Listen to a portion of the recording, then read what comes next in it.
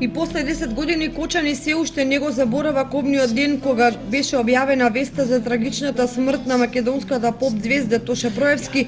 кој животот го загуби во сообраќајна несреќа кај автопатот кај Нова Градишка во Хрватска.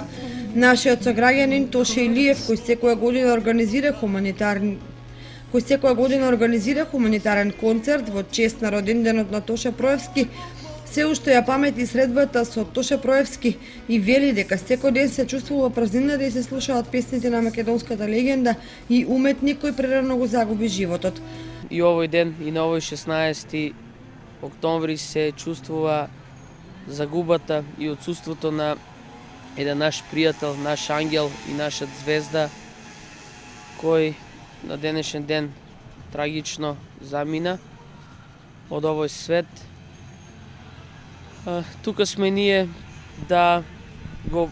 одржиме и да го продолжиме тоа што тој го започна преку различни хуманитарни организации. Ете, јас како негов пријател се обидувам и се уште да ја продолжам неговата, така да кажам, мисија и неговата хуманост, неговото дело да остане запаметено.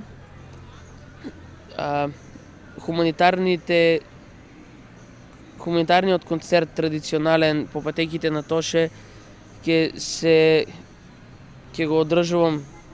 и понатаму, значи со што ќе ги подсетам луѓето што всушност беше Тоше, што всушност е и како на кој начин треба да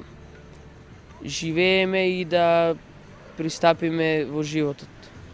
Во родното место на Тоше Проевски во Крушево денеска се одржа културна манифестација, а спомен куќата беше посетена од бројан народ ширум државава, а на секаде по локалите и кафулињата се пееја неговите познати песни.